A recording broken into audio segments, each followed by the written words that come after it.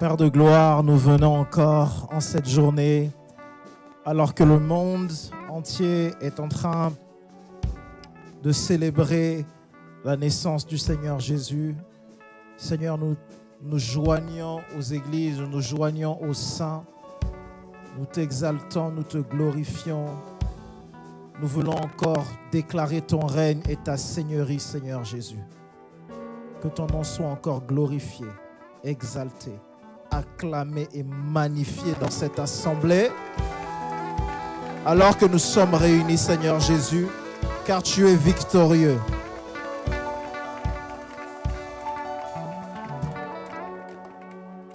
Merci Seigneur. Dans le nom précieux et puissant de Jésus-Christ. Amen, amen, amen, amen, amen, amen, amen. On peut acclamer Jésus, on peut acclamer Jésus.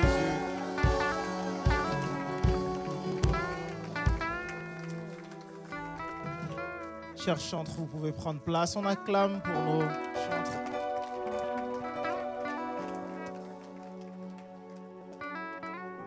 Vous pouvez vous asseoir dans les lieux célestes. Oh, avant de vous asseoir, saluez au moins 5 personnes comme ça. Dis au moins bienvenue à 5 personnes. Salue au moins 5 personnes. Dis à au moins 5 personnes, tu es beau, tu es belle. Dis à au moins 5 personnes. Dis qu'est-ce que tu es beau, qu'est-ce que tu es belle. Dis-le à au moins 5 personnes. Dis à au moins 5 personnes comme ça, qu'est-ce que tu es beau, qu'est-ce que tu es belle. Dis à au moins 5 personnes comme ça, tu es beau, tu es belle. Dis à au moins 5 personnes, qu'est-ce que tu es élégant, qu'est-ce que tu es élégante. Dis-le à quelques-uns, dis à quelques-uns, tu es élégant, tu es élégante. Alléluia. Alors, c'est un culte spécial aujourd'hui. Nous allons avoir une prestation des enfants.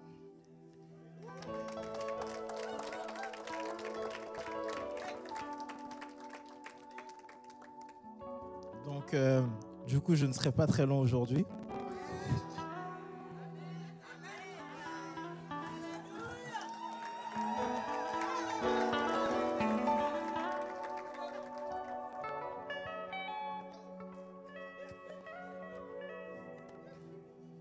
Toute l'équipe de communication du camp de grâce, vous êtes suspendus.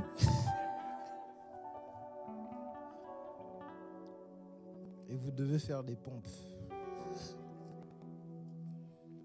Parce que c'est vraiment très grave.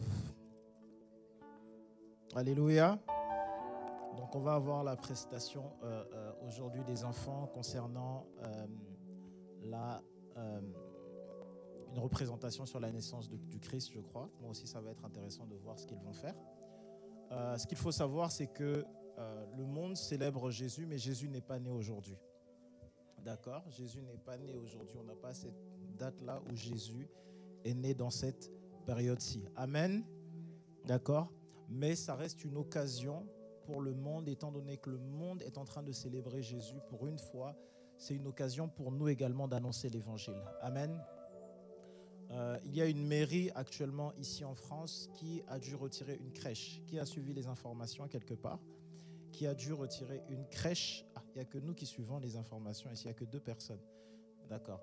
Donc il y a un maire d'une ville qui a dû retirer une crèche parce qu'il avait installé une mangeoire.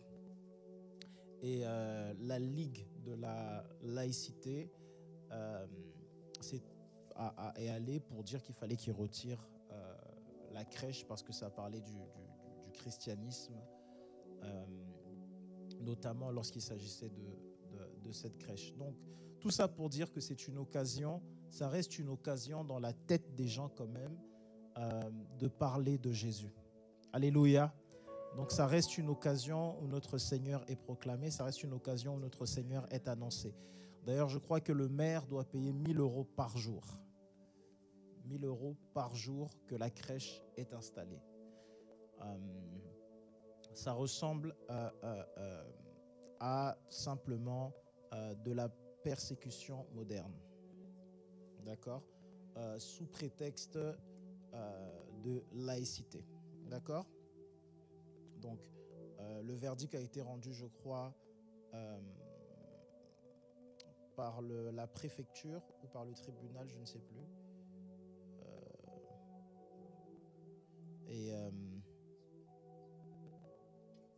Et je crois que pour nous, ce sont des occasions de se souvenir que à chaque fois qu'on peut annoncer Jésus, faisons-le. Amen.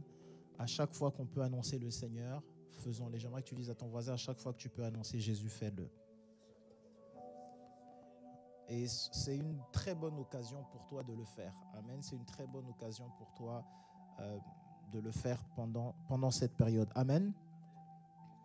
La Bible dit dans le livre de Colossiens 2 au chapitre 16, que personne donc ne vous juge au sujet du manger ou du boire, ou au sujet d'une fête ou d'une nouvelle lune ou des sabbats. Colossiens 2, 16. Donc ne vous laissez pas juger par quoi que ce soit, mais au contraire, profitons de l'occasion pour annoncer Jésus. Amen. Paul écrit à Timothée et il dit « Évite les disputes de mots ». Ce n'est pas l'occasion d'avoir des disputes de mots, l'occasion d'avoir des disputes. Non, ce n'est pas le moment. Mais au contraire, profite de cette occasion. Donc dis à quelqu'un, profite de l'occasion pour annoncer Jésus. Amen. Alors, ce matin, nous parlons des mystères de l'enfant Jésus. Dis à ton voisin les mystères de l'enfant Jésus. L'enfant Jésus. Dis à ton voisin les mystères de l'enfant Jésus. Les mystères de l'enfant Jésus. Alors j'aimerais, comme la dernière fois, que nous lisions Ésaïe 9. Cette fois, nous allons lire à partir du verset 5 et 6. Quelqu'un est en train de voir la continuité des enseignements que nous avons, à peu près. Vous êtes en train de voir où est-ce qu'on est en train d'aller en cette fin d'année. L'année prochaine, nous allons parler de beaucoup d'esprits. Nous allons parler de la nouvelle création et nous allons parler de l'esprit, de la vie de l'esprit l'année prochaine. Amen. On va parler de ce que c'est être une nouvelle créature. On va parler de ce que c'est être spirituel. On va parler de ce que c'est servir comme une personne qui fonctionne par l'Esprit de Dieu. Amen. Je croyais que tu allais te réjouir avec moi. Ésaïe 9 au verset 5 dit « Car un enfant nous est né, un fils nous est donné, et la domination reposera sur son épaule. On l'appellera admirable conseiller, Dieu puissant, Père éternel, Prince de paix, donner à l'empire de l'accroissement et une paix sans fin au trône de David et à son royaume. L'affermir et le soutenir par le droit et par la justice, dès maintenant et à toujours. Voilà ce que fera le zèle de l'Éternel des armées. » Les mystères autour de l'enfant Jésus. Dis à quelqu'un les mystères autour de l'enfant Jésus. Les mystères autour de l'enfant Jésus. Dis à une personne les mystères autour de l'enfant Jésus. Les mystères autour de l'enfant Jésus. Alors la première chose que j'aimerais, avant d'arriver à l'enfant Jésus, j'aimerais parler de quelque chose qui peut être difficile pour les croyants, pour vous et pour moi. Quelquefois. Parce que c'est difficile pour notre tête de le concevoir. Alors, peuple de Dieu, il n'y a pas trois dieux. Nous ne sommes pas polythéistes. Nous avons un Dieu. N'est-ce pas? La Bible dit, prenez garde Israël, l'Éternel est un. D'ailleurs, lorsque nous annonçons la parole de Dieu, l'un des plus gros problèmes que nous rencontrons quand nous l'annonçons, c'est qu'on se retrouve en face de personnes qui nous disent « Mais vous avez trois dieux. Vous avez le Père, et puis vous avez le Fils, et puis vous avez également le Saint-Esprit. » Alors, est-ce que vous avez trois dieux ou est-ce que vous avez un seul Dieu? Non, notre Dieu est un. Dis à quelqu'un, nous avons un seul Dieu. Un seul Dieu. J'ai un seul Dieu. Alléluia. J'ai un seul Dieu. Et ce Dieu s'est manifesté, humainement parlant, au travers de Jésus. C'est ce qu'on appelle une épiphanie.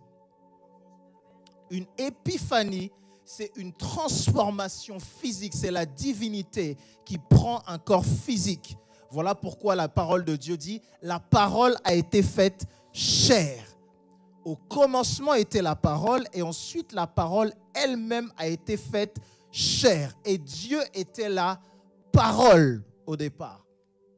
Donc Jésus est Dieu. D'ailleurs, Ésaïe 9 nous dit, on l'appellera Père éternel. Est-ce que vous suivez? Lorsqu'on regarde sur le trône, la parole de Dieu dit quelque chose d'intéressant. Elle dit, celui qui était assis sur le trône tenait le rouleau dans sa main. Et personne ne fut trouvé digne d'ouvrir le rouleau du livre de vie. Mais c'est comme si la Bible nous dit, et les vieillards lui dirent, calme-toi, ne t'inquiète pas. Et la Bible dit, il regarda et l'agneau qui était assis sur le trône. Tout dépend de ce que tu regardes sur le trône. Il n'y a pas 3 trônes. Lorsqu'on dit Jésus est assis à la droite du Père, ne te dis pas qu'il y a un trône pour le Père et un trône pour Jésus. La droite est simplement une position de force. Est-ce que tu comprends? La droite est une position de force, la droite est une position d'autorité. Ainsi, la parole de Dieu dit, il a plu à Dieu de briser sa droite. Ça lui a plu de briser sa droite à cause de toi et à cause de moi. Alléluia. Donc, il n'y a pas 3 trônes. Dis à ton voisin, il n'y a pas 3 trônes. Un trône pour le Père, un trône pour le Fils et un trône pour le Saint-Esprit.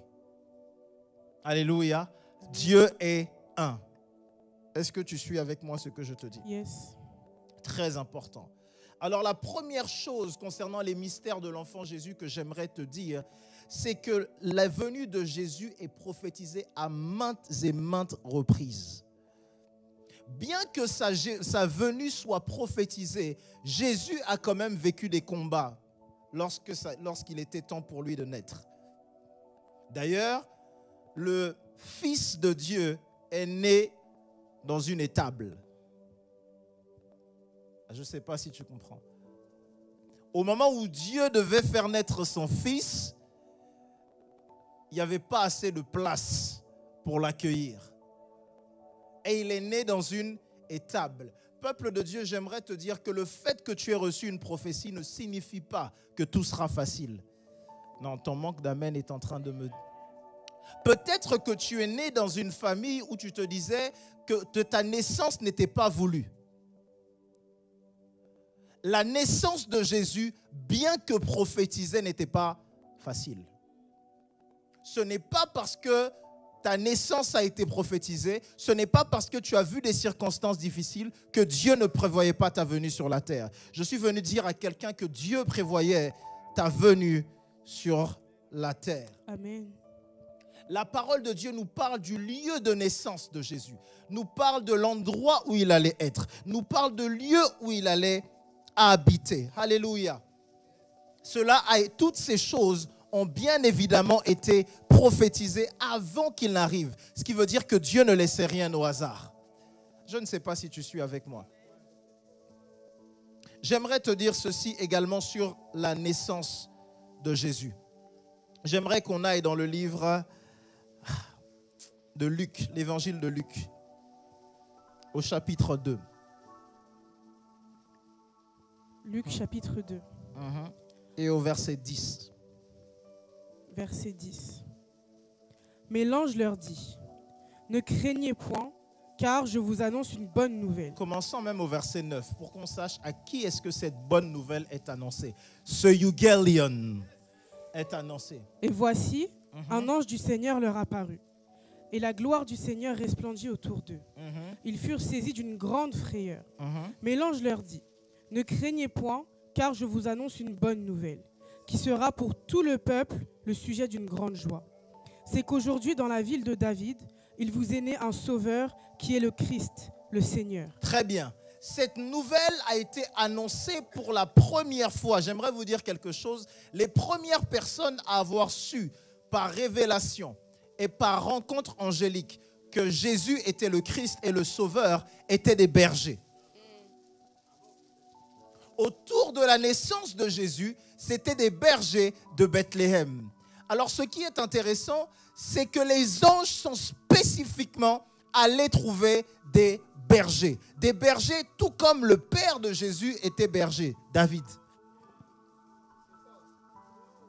Et tout comme Jésus lui-même allait devenir berger, parce qu'il dit « Je suis le bon berger ». Alors les anges se sont empressés d'aller rechercher les personnes qui faisaient la même chose que Jésus.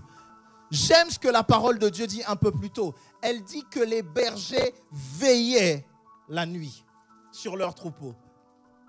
Je ne sais pas si tu suis avec moi. La Bible dit que ces bergers, on va le lire. On va le lire juste pour toi. Tu veux bien qu'on lise ça? Nous sommes dans Luc 2 au verset 8. Luc 2 au verset 8. J'aimerais que tu lises. Luc 2 verset 8. Il y avait dans cette même contrée des bergers qui passaient dans les champs les veilles de la nuit pour garder leurs troupeaux. Ils passaient dans le champ les veilles de la nuit et qu'est-ce qu'ils faisaient? Ils étaient en train de paître leurs troupeaux. Alors, qu'est-ce que ça veut dire ici? Ça veut dire qu'un berger garde pendant la nuit. Oh, je ne sais pas si vous suivez ça. Tous ceux qui sont pasteurs, il y a un moment où la nuit, il y a des veilles. Il y a un moment où on veille sur les brebis pendant la nuit. Dis à quelqu'un, veille sur les brebis pendant la nuit. Brebis pendant la nuit. Tous ceux qui sont des pères de famille, il y a un moment où il faut veiller sur les brebis pendant la nuit. Alléluia. Il faut veiller sur les brebis quelquefois pendant la nuit. Alors j'aimerais vous dire ceci, juste entre parenthèses. Faire naître un enfant ne fait pas de soi un père ou une mère. Je me surprends à faire certaines choses quelquefois et je me balade la nuit et je vérifie. Je me demande même ce que je fais et pourquoi je fais ça. Mais je vérifie pendant la nuit quelquefois. Tout le monde est en train de dormir et je descends et je marche et je me suis dit, ouais, j'ai vieilli. Et je suis juste là, je vérifie. Lui, il dort comme ça. Regarde son pied, je tourne son pied là-bas. Et puis je regarde ma femme aussi, elle est là-bas, elle est comme ça. D'accord, elle dort comme ça. Et puis je descends et puis je vérifie. Et puis je fais des choses bizarres, j'allume dehors, je regarde. Et puis j'ai... Papa Joanneau reconnaît et dit, moi aussi je fais la même chose. Pourquoi? Parce qu'il y a cette capacité à veiller. On est des bergers. Je ne sais pas si tu suis ce que je dis. On est des bergers. Et les anges ont reconnu ceux-là comme étant des bergers. Et ils ont dit, dans cette contrée, dans cet endroit, il faut qu'on aille trouver des personnes qui vont ressembler à ce que Jésus va faire. La naissance de Jésus est arrivée par prophétie. Et tout plein de choses autour de Jésus, n'est-ce pas, nous annoncent cela. Deuxième point sur la naissance mystérieuse de Jésus. J'aimerais vous dire quelque chose on va passer un peu de temps, ça va être intéressant. La naissance de Jésus a été accompagnée par la naissance de Jean-Baptiste. J'aimerais que quelqu'un lise Luc 1 au verset 17. Luc 1, 17. Luc 1, 17. Verset 17. Il marcha devant Dieu avec l'esprit et la puissance d'Élie pour amener les cœurs des pères vers les enfants et les rebelles à la sagesse des justes, afin de préparer au Seigneur un peuple bien disposé. Alors écoutez bien ce que je veux dire ici. Est-ce que je peux dire quelque chose ici? La naissance de Jésus est intrinsèquement liée à la naissance de Jean-Baptiste. Je dirais même que la naissance et l'arrivée de Jésus est conditionnée par l'arrivée de Jean-Baptiste d'abord. Si Jean-Baptiste n'arrive pas, le chemin de Jésus ne peut pas être bien préparé. Je ne sais pas si quelqu'un suit ce que je veux dire. Sans Jean-Baptiste, Jésus ne peut pas réellement effectuer totalement sa mission. Ainsi, de la même façon, sans une femme, il est difficile pour un homme qui est censé être marié d'accomplir pleinement sa destinée. À partir du moment où ta destinée est attachée à une aide, quand tu as une aide, ça veut dire que tu en manques. Je ne sais pas si tu suis. Quand tu as besoin d'aide, ça veut dire que tu n'arrivais pas à faire ce que tu étais censé faire. Tout homme qui se marie reconnaît que j'y arrive pas seul. Je ne sais pas si tu... Tout homme qui reconnaît, tout homme qui va et qui se met à chercher une femme, il reconnaît que je n'y arrive pas seul. De la même façon, Dieu savait qu'en envoyant son fils, il avait besoin de Jean-Baptiste. Mais écoute bien ceci, Jésus et Jean-Baptiste n'ont pas forcément travaillé ensemble. Ta destinée peut être en train de fonctionner à cause de la présence d'une personne sur cette terre et tu n'en as aucune idée. Tu n'es pas en train de saisir ça. Peut-être que tu tiens debout à cause des prières d'une personne et tu n'en as aucune idée. Peut-être que tu es en vie à cause des prières d'une personne et tu ne le sais pas.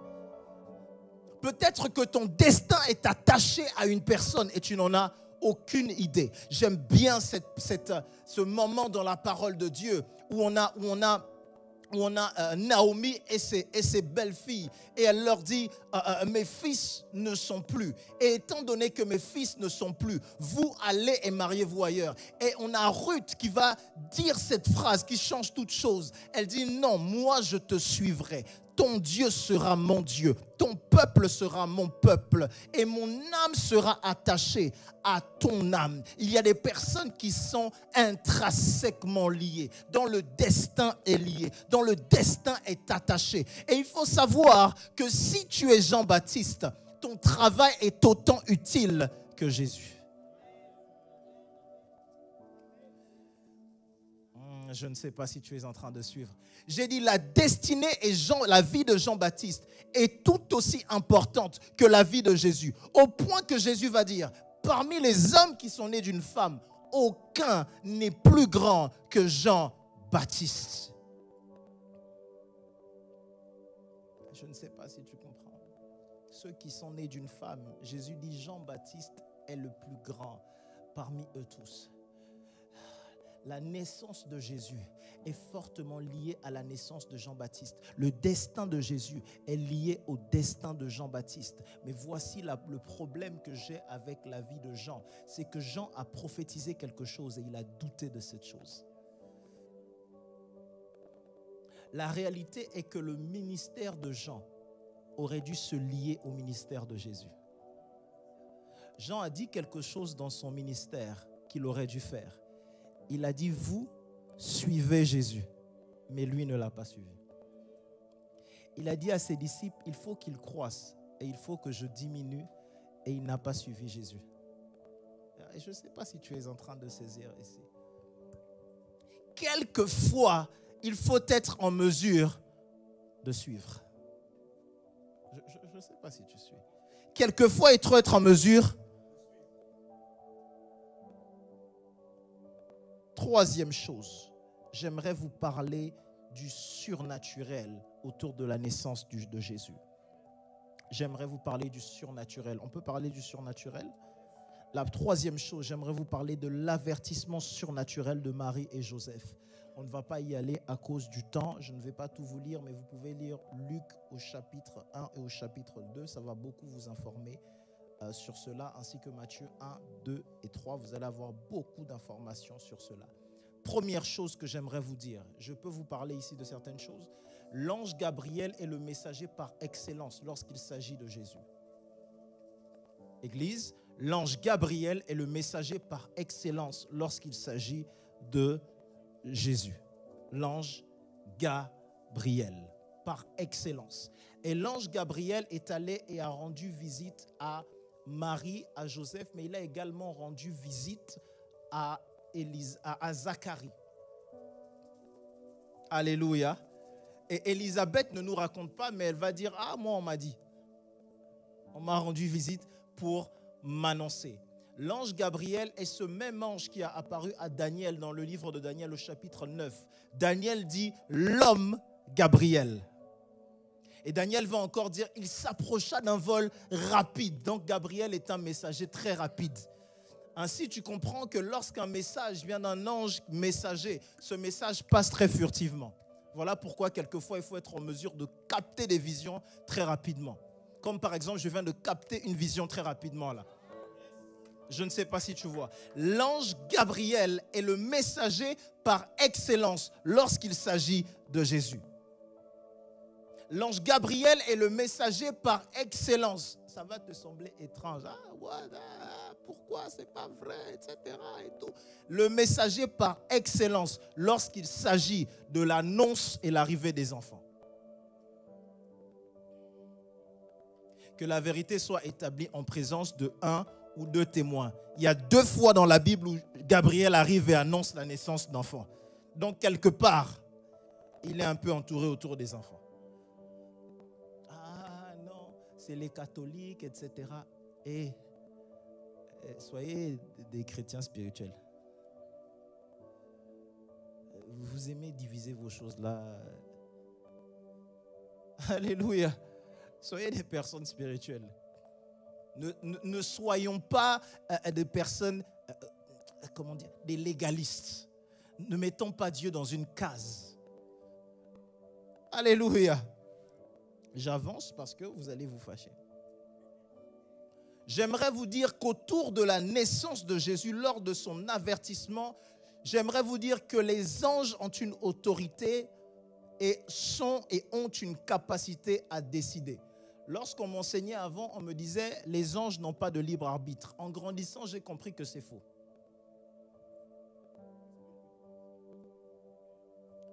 D'ailleurs, lorsque Gabriel va aller voir Zacharie, Zacharie va lui dire comment cela va-t-il se faire? Gabriel va lui dire je suis Gabriel qui me tient dans la présence de Dieu. Comme tu as douté, tu seras muet jusqu'à la naissance de l'enfant. Est-ce que cela faisait partie du message? Donc les anges ont une forme d'autorité et ils sont décisionnaires. Si les anges ne décidaient pas, Lucifer ne pouvait pas faire de révolte. Et 1/3 du ciel, j'ai dit 1/3 du ciel, n'allait pas faire de révolte. J'ai dit 1/3 des anges. À l'heure où nous parlons, il y a 1/3 des anges qui en ont après vous. 1/3 des anges de Dieu. Non, je bégaye. J'ai dit 1/3 des anges de Dieu sont sur terre ou dans l'atmosphère. 1/3. Tu comprends? Satan n'est pas en enfer. Église, Satan n'est pas. Dis à ton voisin, Satan n'est pas en enfer, ne te trompe pas. Voilà. Ça, c'est pour que tu comprennes déjà comment ta vie se passe. pour t'encourager à prier un peu. Satan n'est pas. Voilà. La Bible dit, car votre adversaire, le diable, rôde comme un lion. Mais comment il rôde? Non, il est seulement là. Il est seulement là, il rôde.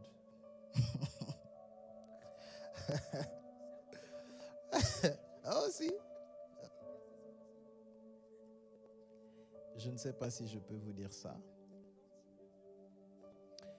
Avant l'arrivée de Jésus, l'ange Gabriel va annoncer la personne la plus importante sur la terre, qui est Jean-Baptiste, et je vous l'ai dit.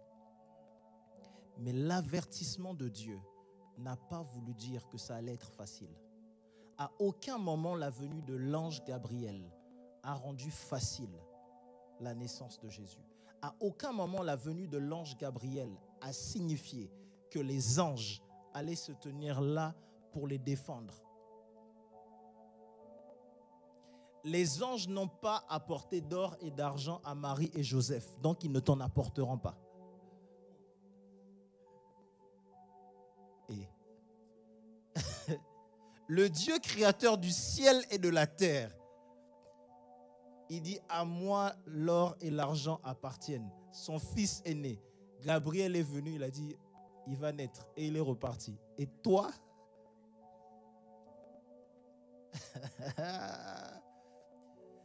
L'argent et la richesse, je répète, je vais beaucoup parler de prospérité. La prospérité est une question d'intelligence. C'est une question de sagesse. Les anges t'apportent des informations. Les informations te donnent d'agir et l'action t'enrichit. Alléluia. Dis à ton voisin, l'action t'enrichit. Non, tu ne veux pas applaudir. Pourquoi? Dis à ton voisin, l'action t'enrichit et applaudis toi-même. L'action t'enrichit. Voilà pourquoi la Bible dit, le paresseux a des désirs qui ruinent son âme. L'action est ce qui va t'enrichir. L'action est ce qui va... Et la Bible dit, un peu de sommeil et la pauvreté viendra sur toi. Tu es peut-être pauvre parce que tu dors beaucoup. La pauvreté. Il y a quelqu'un qui a dit un jour, tu es trop pauvre pour faire la sieste.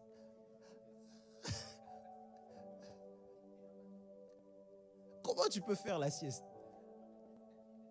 C'est la crise, tu fais la sieste.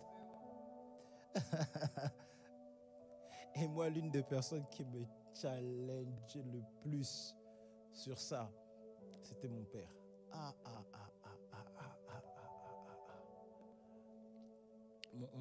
On a une société en Afrique et mon père a une société, il est chef d'entreprise.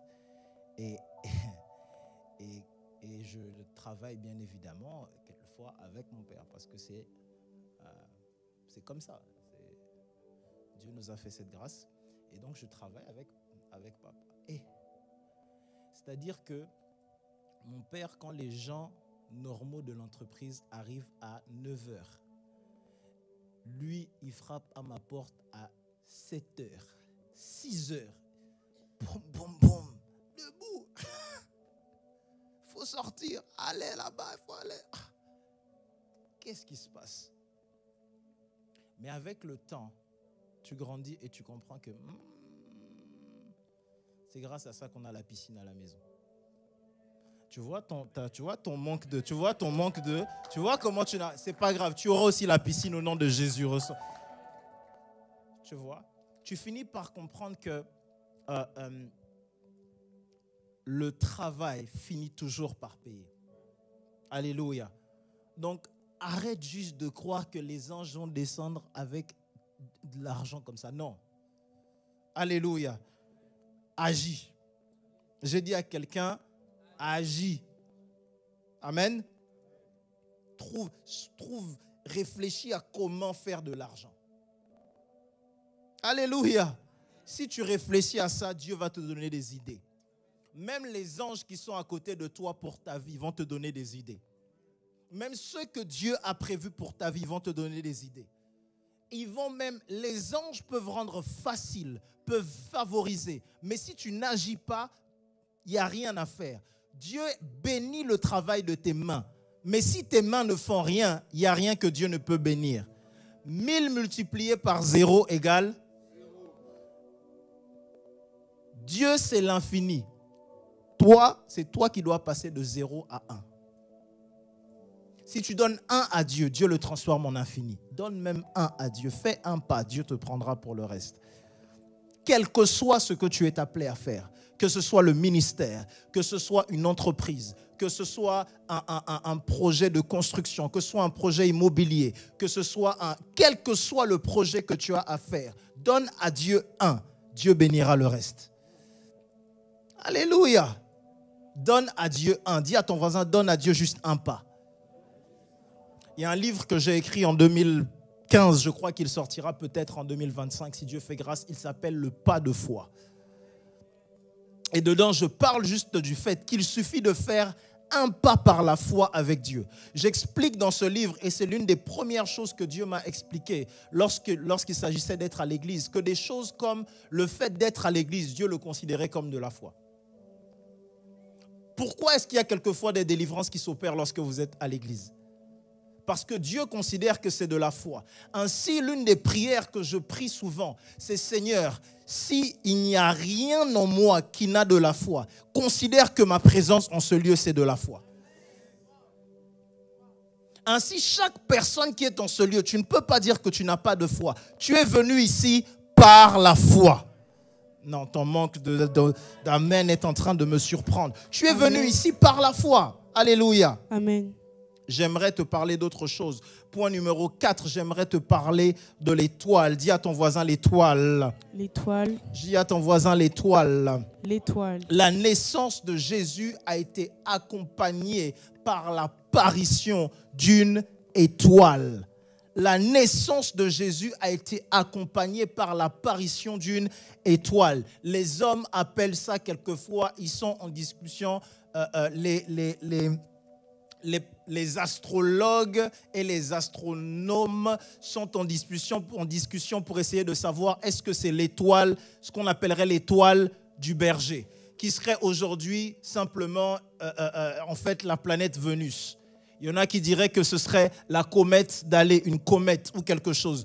Peu importe ce que c'est, en tout cas, les mages ont détecté et ont été capables de suivre la naissance de Jésus par une étoile. Ainsi, la naissance d'une personne, la naissance d'un enfant se fait et lorsqu'elle arrive, on peut constater une étoile. Mais la parole de Dieu dit, les étoiles diffèrent en éclat.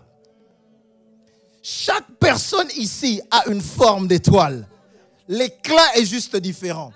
Vous croyez que les étoiles sont juste des astres dans le ciel? Moi, je vous dis que les étoiles représentent des êtres vivants. Je sais, tu n'es pas en train de comprendre. Je vais aller un peu plus profond. Je peux parler un peu de spiritualité ici? Juste 2 minutes. Ton étoile représente 2 choses. Je peux aller un peu plus loin? Yes. Ou ça vous dérange? La Bible nous dit que le Père des Lumières, de ceux qui brillent, c'est Dieu. Et les lumières représentent également les anges. Lorsque la Bible parle de l'astre brillant du matin, elle parle à la fois de Jésus et elle parle également de Satan, de Lucifer. Donc un astre représente en même temps un ange et représente en même temps une personne. D'ailleurs, Dieu, lorsqu'il va parler à Abraham, il va lui dire, Abraham, va dehors et compte le sable, mais regarde les étoiles. Si tu peux les compter, ta prospérité sera de la même façon. Mais dans la deuxième vision que Dieu va donner à Abraham, il va lui dire, et regarde le ciel. Je ne sais pas si tu es en train de suivre. Ainsi, de la même façon, chaque personne ici a un éclat. Chaque personne ici a une lumière. Et c'est cette lumière que tu préserves et que tu protèges. Quand un occultiste ou un sorcier veut quelque chose de toi, c'est ton étoile qu'il recherche. C'est ta lumière qu'il recherche. D'ailleurs, ce ne sont pas que les occultistes qui la recherchent. Ce sont même des gens méchants quelquefois qui cherchent à utiliser et à faire travailler votre étoile ou votre lumière. Vous dites, comment est-ce que c'est possible? Eh bien, simplement parce que les rois mages ont été capables de tracer l'enfant Jésus et que l'enfant Jésus était incapable de se défendre.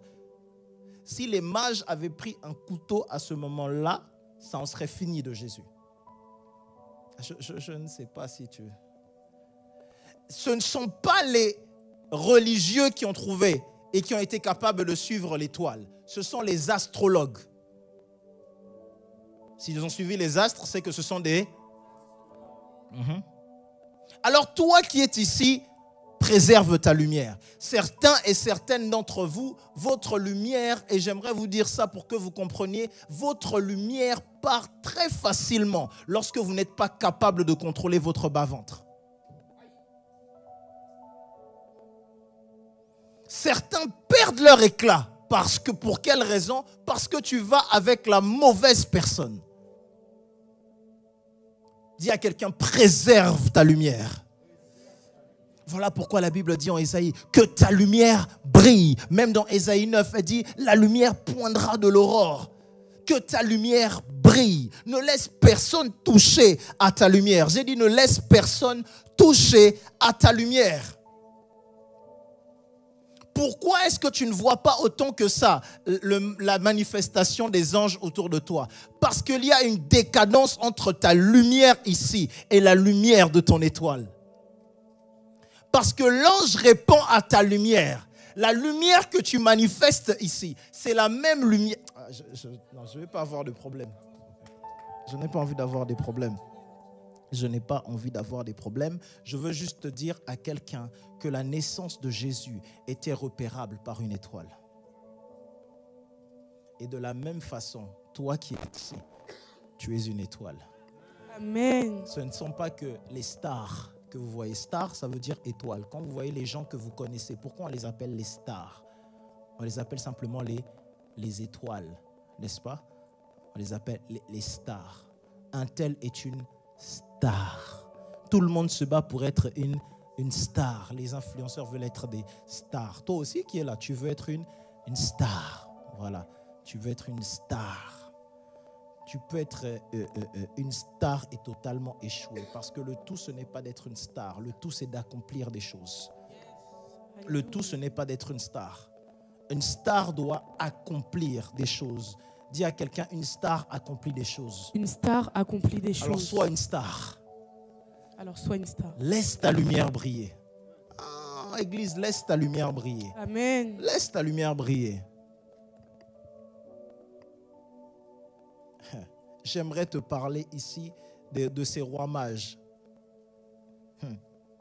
Est-ce que tu sais que leur venue et ce qu'ils ont apporté a simplement été déjà prophétisé? Et on va voir dans quel sens. Je parle un peu de spiritualité ici, un tout petit peu. Je sais que c'est la naissance de Jésus, je peux.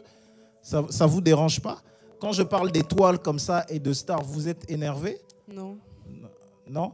D'accord, très bien. J'aimerais parler de la venue des rois mages. C'est mon point numéro 5. J'aimerais que quelqu'un me lise Ésaïe 60 au verset 6. Je vais le lire pour qu'on puisse avancer. Tu seras couvert d'une foule de chameaux, de dromadaires, de Madian et d'Épha. Ils viendront tous de Séba, ils porteront de l'or et de l'encens et publieront les louanges de l'Éternel. Les rois mages, lorsqu'ils sont venus à Jésus, ils lui ont apporté 3 choses. Ils lui ont apporté de l'or. L'or, c'est le symbole de la royauté. Partout où il y a de la royauté, où il y a du pouvoir, où il y a de la puissance, même financière, qu'est-ce qu'il y a? Il y a de l'or. Dis à quelqu'un de l'or. Si tu es un roi et une reine, tu auras de l'or. Amen. Ton manque d'amen m'étonne. J'ai dit, tu es un roi et une reine, tu auras de l'or. Amen. L'or vient à toi au nom puissant de Jésus. Alléluia. L'or est arrivé à Jésus. Jésus n'avait pas travaillé. Marie et Joseph n'ont rien fait d'autre que d'avoir un enfant qui était un roi.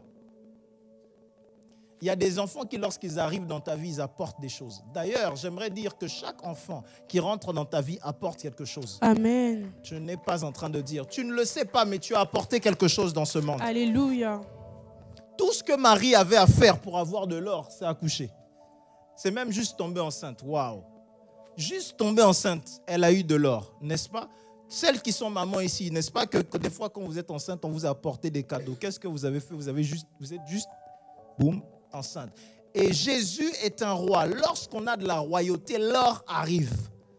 Est-ce que tu comprends ce que je dis? L'or arrive. Ne te bats pas pour rien. Ne change pas tes valeurs. N'arrête pas d'être intègre. Maintiens ton bon caractère. L'or arrive. Ne deviens pas voleur à cause de l'or. L'or arrive. Je veux prophétiser à quelqu'un que l'or arrive au nom puissant de Jésus. Alléluia. Je veux prophétiser à une personne. Je vois l'or arriver au nom de Jésus. Amen, je reçois. Je vois des rois t'apporter de l'or au nom puissant de Amen, Jésus. je reçois. Alléluia. Moi, j'ai constaté que l'or avait de plus en plus de facilité à arriver dans ma vie. Bon, tu ne dis pas amen, mais ce n'est pas grave, ça continue d'arriver. J'ai constaté que l'or avait de plus en plus de facilité. J'ai remarqué que j'attirais de plus en plus de l'or. Et avant, je me disais, non, mais quand les autres disent ça, ce n'est pas vrai, il y a quelque chose, etc. Non, et j'ai compris simplement qu'il y a quelque chose. Il y a des systèmes que Dieu a mis en place sur terre. Et lorsque tu te transformes et que tu te mets à comprendre ces systèmes-là, l'or te suit. J'ai dit, l'or te suit. J'ai dit, l'or te suivra au nom de Jésus. L'or te suivra au nom puissant de Jésus. L'or était symbole de la royauté, mais j'aimerais m'arrêter sur le deuxième symbole qui a été. Quelle est la deuxième chose qui a été apportée? L'encens. L'encens symbolise la spiritualité. L'encens représente le fait que Jésus soit un sacrificateur. L'encens représente également le parfum. L'encens représente également l'atmosphère autour de la personne. Est-ce que quelqu'un sait ça? Pourquoi est-ce que l'encens représente toutes ces choses? Tout simplement parce que dans le temple, qu'est-ce qui brûlait constamment? L'encens. L'encens brûle constamment dans le temple. En fait, en réalité, je vais vous dire quelque chose ici, mais je ne sais pas si vous allez être prêts. Je crois ici qu'il n'y a que 2-3 personnes ici qui vont saisir ce que je veux dire. Dans le temple, 2 choses se produisent lorsque le sacrificateur rentre dans le lieu très saint. Lorsqu'il rentre dans le lieu très saint, il y rentre une fois par an. Mais la parole de Dieu dit que lorsqu'il rentre dans ce lieu, la gloire de Dieu arrive tel kabod dans ce lieu, au point que quelquefois on attache une corde et on doit le tirer, n'est-ce pas, de ce lieu. Mais une chose se produisait qu'on ne vous dit pas. Dans le lieu très saint, il y a l'autel des parfums et sur cet autel, l'encens continue de brûler et la fumée remplit ce lieu. La fumée naturelle rencontre la nuée spirituelle. Je ne sais pas si... Ainsi, Jésus, en tant que souverain sacrificateur, reçoit de l'encens et dit l'encens dont il y avait besoin dans le temple, moi je le représente parce que je dispose maintenant, je deviens ce lieu très saint. Je deviens ce lieu très saint. En fait, les rois mages ont détecté que l'encens, d'ailleurs, ils sont mages, ils ne sont pas forcément d'Israël. Ainsi, on comprend que eux aussi comprennent que l'encens est spirituel. La Bible dit dans le livre d'Ézéchiel, vous alliez et vous apportez de l'encens à d'autres divinités. La parole de Dieu dit, écoutez bien ce que je veux dire. La parole de Dieu dit, les 10 commandements, c'est lesquels? Commandement numéro 1, c'est quoi? Numéro 1. Tu aimeras le Seigneur ton Dieu, tu l'aimeras de tout ton cœur, tu ne feras pas des idoles, etc. On est d'accord ou pas? Bon, vous êtes dans la grâce, c'est pour ça que vous ne connaissez pas les 10 commandements. Amen. Bon, donc, tu ne feras pas d'idole. Or, Dieu dit, ces gens-là m'énervent parce qu'ils font des idoles. Sommes-nous d'accord? Dieu dit, tu ne repeindras pas ce qu'il y a dans le ciel. Sommes-nous d'accord? Et puis Dieu va voir Moïse et lui dit, fais les anges avec les... C'est une représentation de ce qu'il y a dans le ciel. La seule différence dans la spiritualité satanique et divine, c'est Dieu. Il peut y avoir une ligne très fine. Je ne sais pas. J'ai dit, il y a une ligne très fine. Quand tu avances là-bas, il y a une ligne très fine. Sinon, tu ne peux pas m'expliquer que des personnes reconnaissent un roi, une divinité et lui apportent des choses spirituelles, exactement les mêmes choses que Dieu. Ézéchiel 23, Dieu va dire quelque chose. Dieu va dire, il y avait 2 femmes, Ohola et Oholiba. Elles sont Samarie et Juda. Et il va dire, ces 2 femmes m'ont énervé. Et il va dire, comment est-ce qu'elles ont fait? Elles ont mis leur parfum et elles sont allées se prostituer vers d'autres dieux. Qu'est-ce qu'elles ont mis? La Bible veut dire, elles ont mis également de la myrrhe. Je ne sais pas si tu suis ici. La myrrhe va représenter ici sa mort, mais aussi sa résurrection. Est-ce que tu suis? Comment est-ce que ces rois mages sont capables d'aller et d'apporter des choses aussi symboliques? Simplement parce qu'ils ont une révélation spirituelle. Amen. Je peux avancer. Mon 6e point.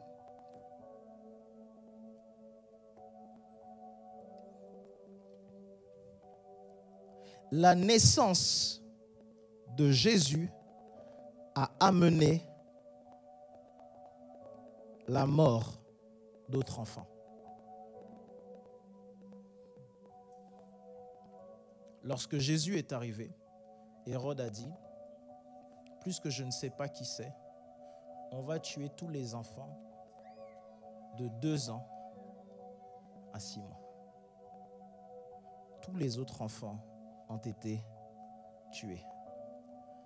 La naissance de Jésus a apporté pour certaines familles des pleurs. Et la Bible dit dans le livre de Luc que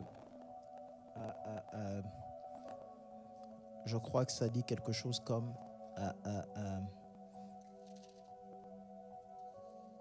ou Matthieu. La Bible dit, je crois, Déborah perd ses enfants. Non. Rachel pleure ses enfants. La Bible dit, Rachel pleure ses enfants. Alors, tout ce qui prépare la venue de Jésus passe par la destruction de l'enfance. Voilà pourquoi est-ce que je disais déjà la semaine dernière, lorsque Jésus revient et lorsqu'on prépare le retour de Jésus, prenons soin de nos enfants. Prenons soin de ce qui est enseigné aux enfants. Prenons soin de l'éducation des enfants. Faisons attention aux lois qui viennent d'en haut et qui facilitent la mort ou l'avortement des enfants. Alléluia. Pourquoi? Parce que ça veut dire qu'ici, il y a simplement le règne de quelque chose d'autre qui vient s'opposer à l'arrivée d'un Jésus, à l'arrivée d'un roi. Amen.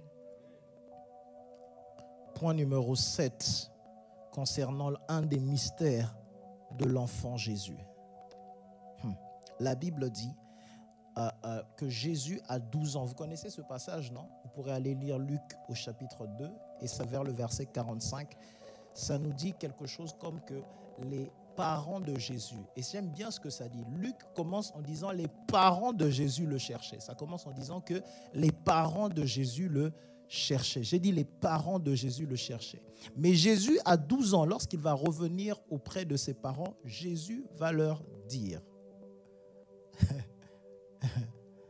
Jésus va répondre à ses parents, ne savez-vous pas qu'il faut que je m'occupe du travail de mon Père? L'enfant Jésus avait la maturité d'un fils. Je ne sais pas si tu es en train de suivre. Autour de la naissance de Jésus, Jésus comprend et a une maturité à se dire ce qui m'intéresse ici, c'est de faire ce pourquoi je suis né et d'être dans ce temple. Parce qu'il était dans le temple à Jérusalem dès qu'il a eu 12 ans. Toi, tu ne viens pas à l'église parce qu'il pleut. Voilà. C'est ça en fait. Voilà tout le problème.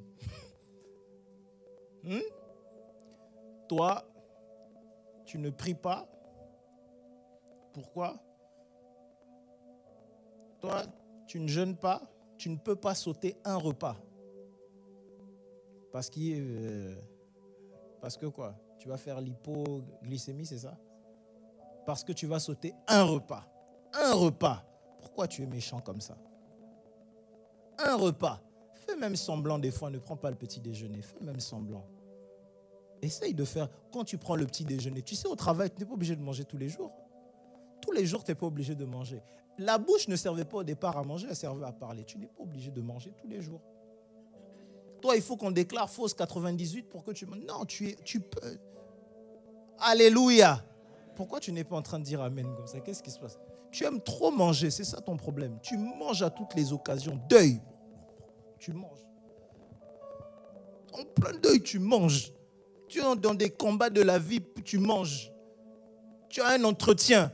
Fais même semblant de prier. Dieu, j'ai besoin de ce travail. Fais même semblant, 10 minutes, mange après. Tu manges. Pour tout. Dans toutes les saisons, on ne mange pas. Alléluia. Amen. La maturité d'un fils, c'est celle-là. Il y a des temps où on prie. Il y a des saisons où tu sais que tu te dois d'être en prière. Comme là, par exemple, ce sont les fêtes, on s'apprête à rentrer dans une nouvelle année. Mais frères, sœurs, prie pour 2025, au moins fais semblant. Fais même semblant de dire je prendrai 5 jours. Même si tu sais que tu... Fais même comme si, du 25 au 30. Fais ça. Dis à ton voisin, s'il te plaît, juste fais semblant. S'il te plaît, juste fais semblant. Juste, on n'a pas dit vraiment, au moins semblant, juste semblant. Amen. Les fils ne sont pas des enfants parce que les fils sont prêts à hériter. Dis à quelqu'un hériter. Les fils sont toujours prêts à hériter. Jésus était déjà prêt à faire le travail de son Père. D'ailleurs, au point que Jésus va dire, jusqu'aujourd'hui, mon Père travaille et je travaille. Alléluia. Amen. Jésus comprend très tôt et a conscience très tôt de sa destinée. Et toi? Pour quelle raison est-ce que tu fais ce que tu fais? Jésus en a conscience très tôt. La plus grande chose que tu peux avoir pour devenir une personne spirituelle, c'est la conscience. La conscience va déterminer ta destinée. Tu peux avoir les plus grandes promesses sur ta vie. Si tu n'as pas conscience, tu ne sauras pas ce qu'il faut faire. Je ne sais pas si tu es en train de suivre. Quand tu as conscience de ce à quoi tu es appelé, il y a des endroits où tu ne vas pas aller. J'écoutais, je crois hier soir, un extrait d'une prédication de l'archbishop Duncan Williams. Et il était en train de dire qu'il y a des endroits où une personne spirituelle, à un moment de sa vie, surtout lorsqu'elle se connaît, lorsqu'elle a conscience de ce qu'elle est, elle ne peut pas se trouver. Il était en train de dire, lui, avant, c'était quelqu'un qui fumait et tout ça, ce genre de choses. Et à un moment, il était dans le ministère déjà, il ne sait pas ce qui lui a pris, il est parti voir des amis. Ses amis en question, il s'est retrouvé dans un endroit où ça fumait et tout, etc. La fumée. Et il a dit, pendant que j'y étais, c'est comme si la fumée tout autour lui parlait. Et il dit, il est sorti de là, il a dit, non, je ne veux pas rentrer, je ne veux pas rester. Et il a dit, pendant qu'il est parti, il dit, I rebuke you. I rebuke you. Vous connaissez la voix de l'arbre? I rebuke you, devil. I rebuke you. I rebuke you. The devil, I rebuke you. J'aime beaucoup l'archbishop. I rebuke the devil until the devil could not know how to. I love the archbishop. Archbishop, I love you. Please. Quelqu'un va couper ça et dire, Archbishop, papa, I love you.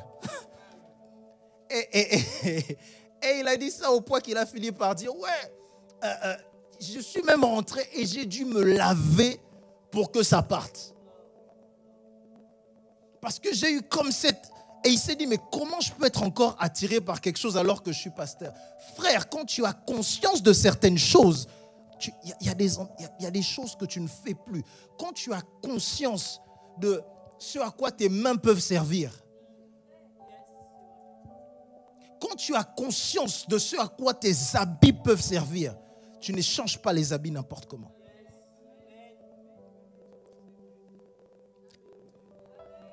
Quand tu as conscience de ce que tu vaux, tu ne fais plus les choses au hasard. Certains d'entre vous, vous aimez sortir beaucoup. Pourquoi vous aimez sortir beaucoup? Il y a quoi dehors? Hein? Vous sortez beaucoup, pourquoi? Toi, tu sors et puis tu es debout en bas de chez toi toute la journée. Tu aides les murs à tenir debout. Donc toi, vraiment. Vous savez, moi j'ai grandi un peu dans...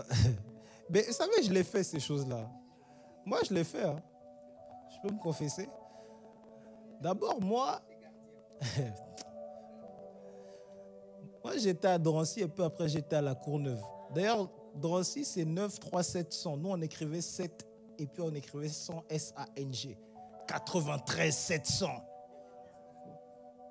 Et peu après, encore pire, la Courneuve. Donc maintenant, des fois, tu descends juste et puis... Bon, et puis moi, je n'étais pas un grand entraîneur. Mais il y en a vraiment, je les voyais. Moi, j'ai compris que les jeunes de France, ils étaient fous. Quand un jour, il y a un gars de mon quartier, il m'a dit, je surveille le terre-terre. Il m'a dit, je surveille le quartier. J'ai dit, quoi? Mais qui te paye pour ça? Il a dit, je surveille le quartier. Je me suis dit, quoi? Peut-être c'est une sentinelle. Au lieu de prier, il a dit, non, je surveille le quartier. Ah! Et moi, je faisais du basket. À Drancy. C'est là que j'ai démarré le basketball. Je faisais du basket et nous, on habitait dans un quartier qui s'appelait la Mairie. Et il y a un autre quartier qui s'appelait Salengro. Maintenant, les gens de la mairie avaient des problèmes avec les gens de... Voilà. Maintenant, moi, quand je suis arrivé en France, je ne sais pas toutes ces choses-là. Moi, je suis congolais. Tu vois, moi, je ne suis pas dans vos choses-là, la cité, etc. Moi, je ne sais pas. Alors, j'arrive là, un jour, je rencontre quelqu'un. Il me dit, t'habites où, toi? Je dis, mais comment j'habite où? Il n'y a plus trop ça. Ça existe encore, ces choses-là? Ça existe encore? Ah ouais? Oh mon Dieu. Que Dieu délivre les jeunes, quoi. T'habites où, toi? Je me dis, mais qu'est-ce que tu me dis, toi? Et donc, il y a un jour comme ça, nous, notre gymnase se trouvait maintenant à Salengro. Donc, un jour, je passe comme ça à Salengro, et elle me dit, hey, t'habites où, toi? Je dis, mais j'habite pas ici, j'habite vers là-bas et tout. Moi, je suis pour moi, blédard. J'aime bien Youssouf Haïdi, histoire d'un blédard devenu banlieusard. Tout simplement, j'étais là comme ça. Quelqu'un a dit, il écoute. Oui, quand je suis venu, j'ai écouté le rap. D'ailleurs, j'aime bien certaines musiques de rap. Fâche-toi d'abord. Donc, j'arrive là-bas et puis, je me dis, mais qu'est-ce qu'il raconte? Et en fait, les gens, je ne savais pas que si tu dis que tu habites à la mairie, ben en fait, il y a bagarre. Donc, ça veut dire comme ça, il y avait des bagarres. Je dis, j'habite à la mairie. Les gars, c'est un mec de la mairie. Je vois les gens commencent à courir. Donc, moi aussi, allez, boum, tu commences à te battre, tout ça, boum, boum. Et puis après, j'ai aussi des potes qui arrivent là-bas. C'est les mecs de Salengro. Boum, boum. C'est comme ça que je suis devenu un mec de la mairie. Je n'avais aucune idée. Et puis après, tu rentres dedans. Et vous savez, vous qui êtes jeunes, vraiment jeunes dans les quartiers, tout ça, ne soyez pas bêtes. Un jour, il y a un de mes grands, il est venu et il a dit, mais il y avait un jeune qui était mort. Et ils ont dû faire une réunion des jeunes, les grands frères du quartier. Vous connaissez ces choses? Donc les grands frères du quartier sont revenus pour réunir et ils ont dit, mais est-ce que vous savez pourquoi vous vous battez? Et ils ont dit, non, un tel a frappé un tel. Bon, d'accord, avant ça, qu'est-ce qui a fait ça? Non, les mecs, Et en fait, on est arrivé à la conclusion, personne ne sait. Il y a des gens qui se sont battus, il y a des enfants des familles ont perdu des enfants. Les jeunes, 14, je vous dis ça, 14-15 ans. Des gens sont morts, personne ne sait. C'est-à-dire, on a juste dit à quelqu'un, tu habites où? Argenteuil, toi tu habites où? Herblay. Aucune idée. Est-ce que tu suis ce que je suis en train de te dire? Ne soyez pas comme ça, soyez matures. Vous n'avez pas besoin d'aller dehors pour chercher je ne sais quoi. Alléluia. Et j'aimerais dire quelque chose en conclusion aux parents, surtout qu'on va avoir un temps de ministère des enfants. Deutéronome 11, 18 à 19. Si on peut se lever tous ensemble, c'est aussi un bon jour pour parler de ça, étant donné qu'on va avoir Noël et les cadeaux et toutes ces choses-là. Deutéronome 11, 17 à 18. 18 à 19. 18 à 19. Mettez dans votre cœur et dans votre âme ces paroles que je vous dis. D'abord, mettez dans votre cœur et dans votre âme. Ça veut dire déjà c'est deux endroits différents. Maintenant, comment on fait pour mettre ça? Je te dirais en 2035. Ensuite, vous les lierez comme un signe sur vos mains et elles seront comme des frontaux entre vos yeux. Comment on fait pour faire ça? Comment on fait ça? Comment on n'a pas dit vous lirez, vous les lierez. Let's go. Vous les enseignez. Avant qu'on avance, c'est les chrétiens, le jour où on a réduit la spiritualité chrétienne à de la philosophie. C'est pour ça qu'on ne fait peur à personne.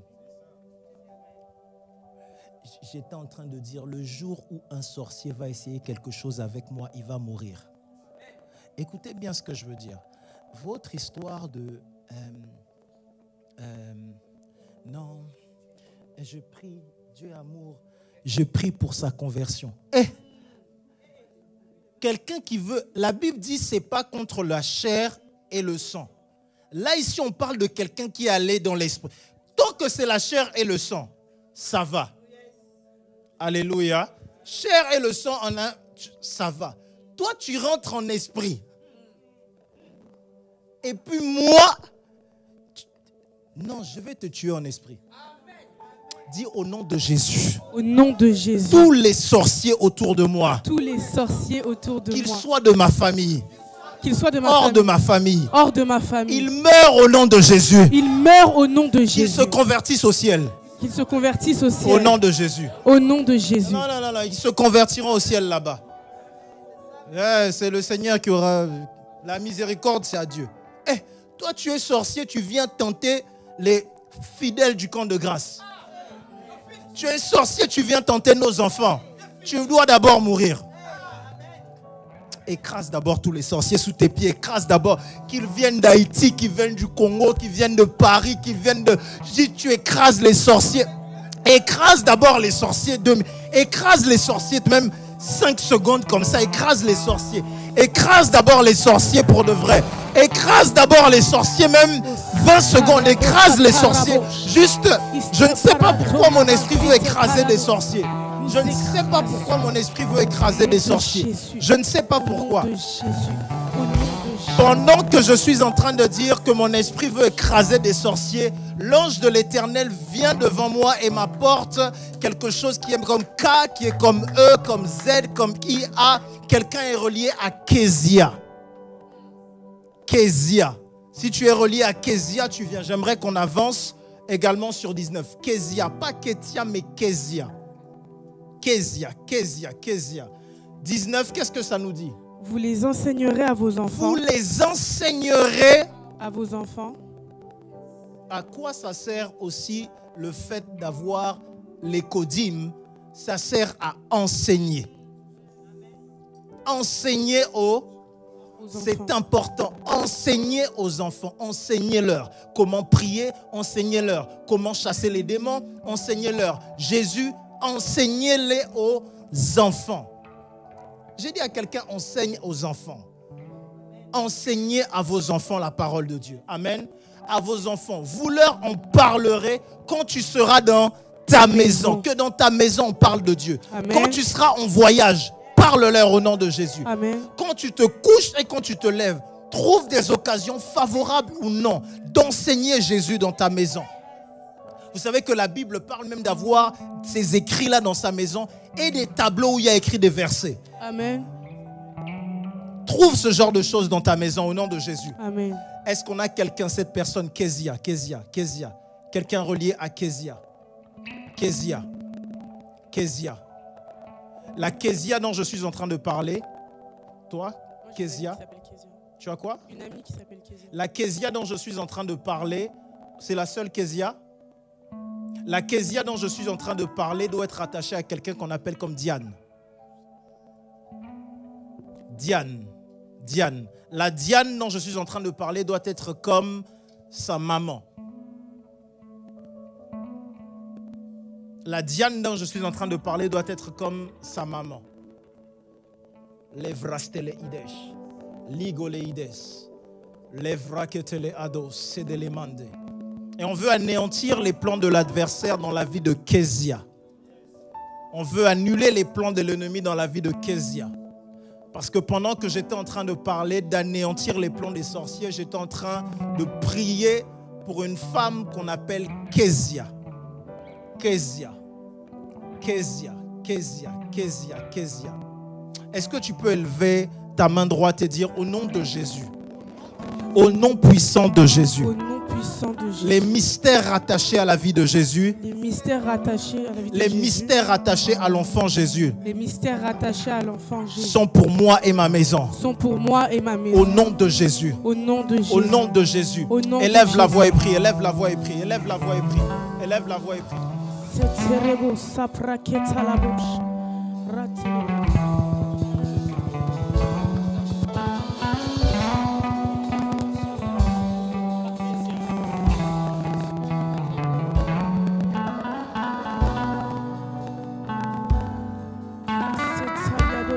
Paliados, Etariano, Tariada, Zipaliada, Separiados, Raton Paliadantebos, au nom de Jésus, nous anéantissons. Élève la voix et prie quelques instants, élève la voix et prie, élève la voix et prie, élève la voix et prie.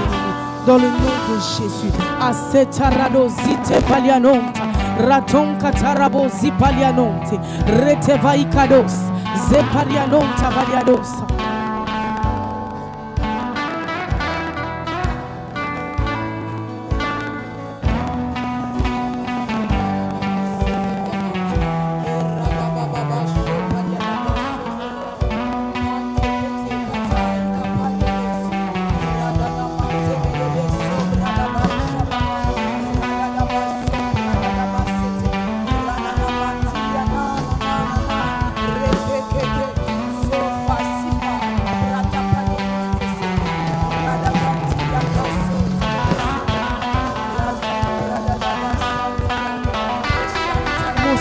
terebe sitalabo zapra ekanon tavaliados. Raton palianante valiados sheteke. Masepra likanon tavaliades. Reteva ikado zitarabo zata. Masapra ketelebo zipalianon tava. Maseterebo.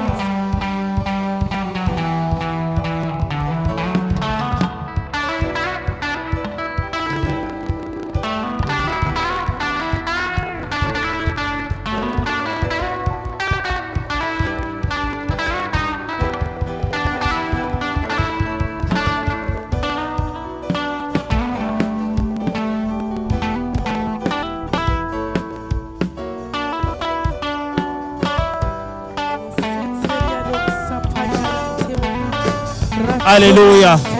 Alléluia. J'aimerais, si vous êtes ici et si vous avez des enfants, j'aimerais que pendant quelques instants, vous puissiez prier pour vos enfants et les enfants, que vous puissiez prier pour vos parents en ce lieu. J'aimerais pendant quelques instants que vous puissiez prier pour vos enfants. D'ailleurs, tous ceux qui sont ici, mettez-vous à prier pour vos enfants qui arrivent. Priez pour eux. S'ils existent déjà, priez pour eux. S'ils arrivent, élevez la voix. Dis au nom de Jésus. Au nom de Jésus, ma postérité est bénie. Ma postérité sera dans la stabilité. Ma postérité connaîtra Jésus. Et l'ange de l'Éternel les protège. Au nom de Jésus. Amen. Amen. Élève la voix et prie pour ta famille. Prie pour ta famille. Prie pour ta famille. Prie pour ta famille.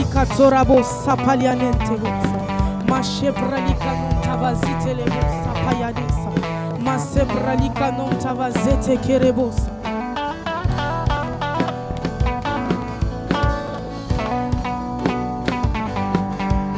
Masebralika non tevaliadosa. Masebralika non tavazete kerebosa.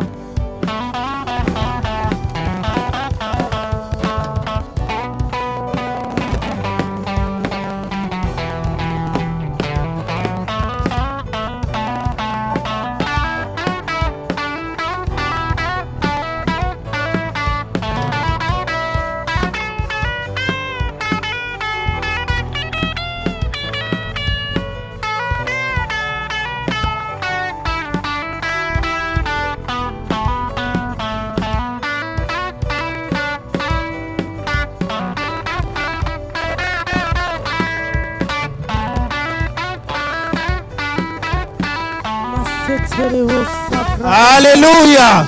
Amen. Dis au nom de Jésus. Au nom de Jésus. Je prophétise qu'en cette saison. Je reçois de la part de Dieu. Des cadeaux du ciel. Des cadeaux dans ma maison. Des cadeaux de toutes parts. Car toute grâce excellente. Et tout don parfait. Descendent d'en haut. Du Père des Lumières. Chez lequel il n'y a ni changement. Ni ombre de variation. Dis Seigneur Jésus. Merci pour les cadeaux. Merci pour les cadeaux. Acclame le Seigneur, acclame.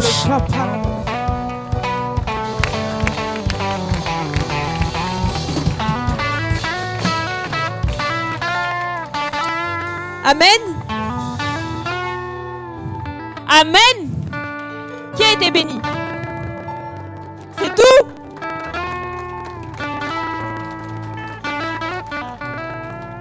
Amen, amen, amen. Le temps de l'offrande. Amen.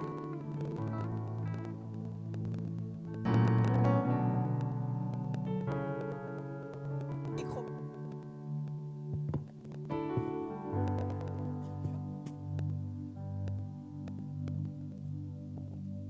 Du coup, vous pouvez vous rapprocher et déposer vos offrandes. Amen. Amen. N'hésitez pas à déposer vos offrandes pendant ce temps.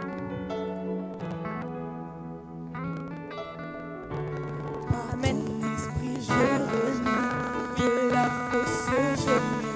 N'hésitez pas, celle qui veut donner en carte bleue, le TPE est juste ici.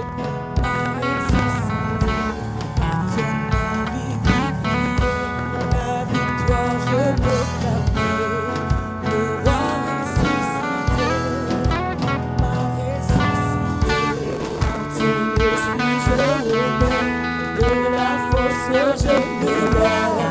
Le roi ressuscité, ressuscité, par ton nom vivifié, ta victoire je peux clamer.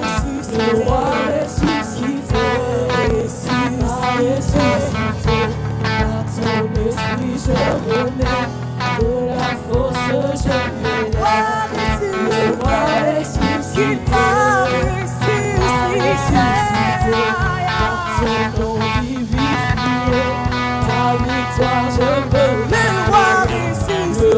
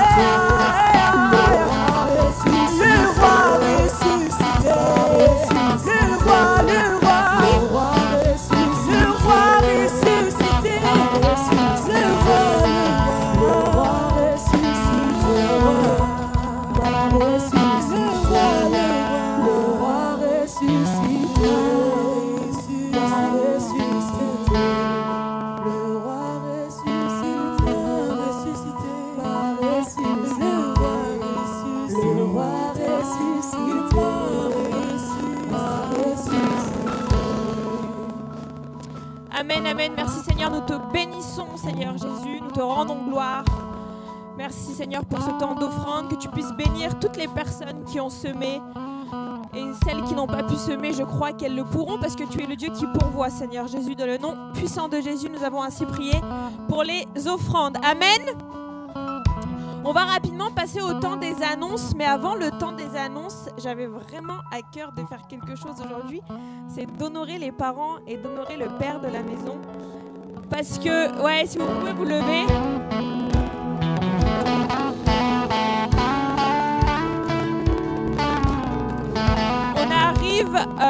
On arrive à un moment, on arrive vers la fin de l'année et cette année a été une année particulière.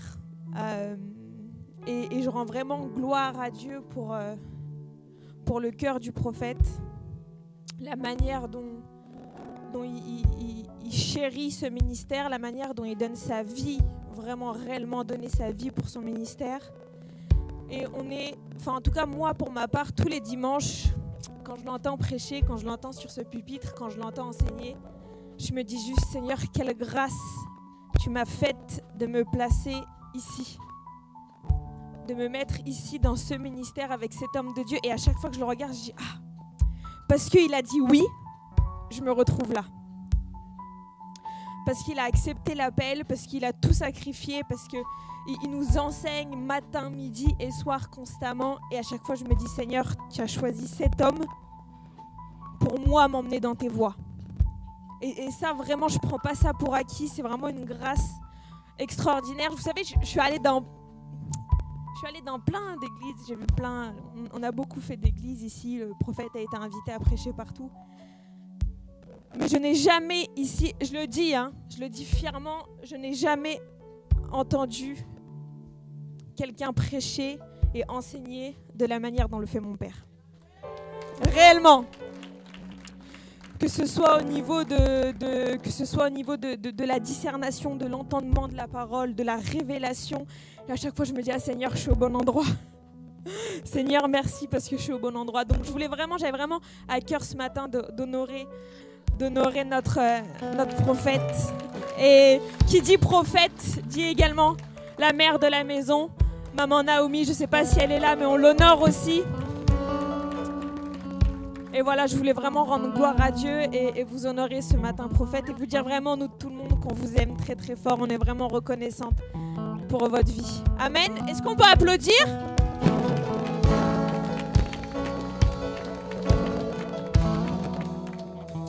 Amen. Gloire à Dieu. On arrive maintenant au temps des annonces. Alors, on arrive en période de fête, donc le calendrier s'allège un petit peu pour que vous puissiez profiter avec vos familles en ces temps de fête. Amen. Donc c'est pour ça que ce mardi, exceptionnellement, il n'y aura pas d'enseignement parce que nous sommes le 24 décembre. Donc de la part du camp, passez un excellent moment, un excellent réveillon de Noël en ce 24 avec toute votre famille. Profitez, comme disait tout à l'heure le prophète, c'est vraiment un moyen de célébrer le Seigneur Jésus. Pour moi en tout cas, qui n'est pas dans une famille spécialement pratiquante et chrétienne comme moi, à chaque fois je me dis, ah, Seigneur, ils ne se rendent pas compte, mais au moins on est tous réunis pour une chose, c'est célébrer la naissance de Jésus. Donc profitez vraiment de ce temps, passez ce temps en famille, profitez-en et amusez-vous bien. Amen. Mais cependant, on a notre 31, la nuit de la traversée. Vous m'avez pas l'air enchanté. Merci. On a ce 31, la nuit de la traversée. Le thème est blanc et or. Et je vous donne un conseil. Venez le plus beau, la plus belle. Sortez vos plus belles tenues parce qu'il y aura un prix qui sera décerné pour celui ou celle qui aura la plus belle tenue. Amen. Qui a envie de gagner ce prix quand même? Ah. Bon. Ça sera vous deux du coup qui gagneront le prix.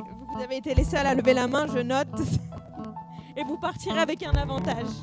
Amen. On a également, vous avez dû en entendre parler, c'est sorti sur nos réseaux sociaux. On a la sortie du livre du prophète Nabi, un esprit ancien pour une ère nouvelle, qui est déjà en pré-vente au prix de 40 €. Donc déjà tous ceux assis là ici, juste déjà parce qu'on honore notre Père, on veut lui donner de la force, nous serons les premiers acheteurs de ce livre. Amen.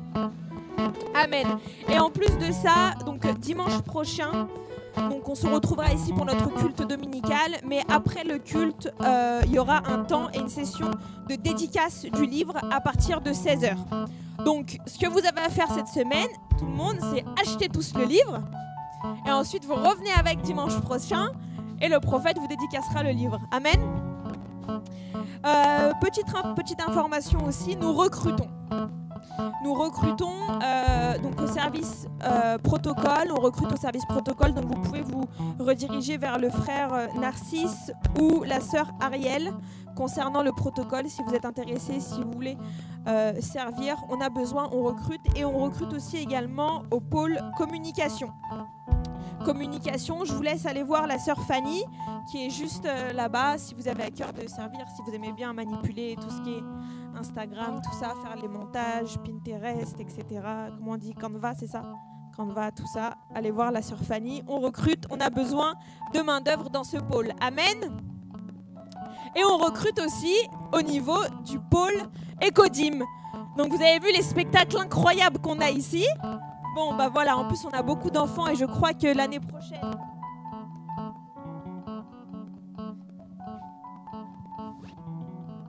Et je crois que l'année prochaine, il y aura encore plus d'enfants au camp. Amen.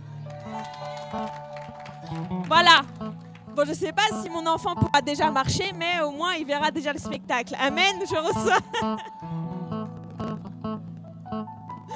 Donc, si vous avez à cœur de rejoindre le pôle Ecodim, allez-y, vous pouvez aller voir la sœur Armelle qui est quelque part par là. Et donc, voilà, manifestez votre intérêt. Et rejoignez-nous et occupez-vous de nos merveilleux enfants. Amen. On arrive à la fin, on se retrouve dimanche prochain pour le temps, notre culte dominical, à la même heure, 11h43 avenue du Gros Chêne, à Herblay. Amen. Soyez bénis, restez connectés à Jésus et on se voit dimanche prochain. Amen. Il y a une petite information que je rajoute, c'est l'anniversaire de Nathaniel. C'était le 20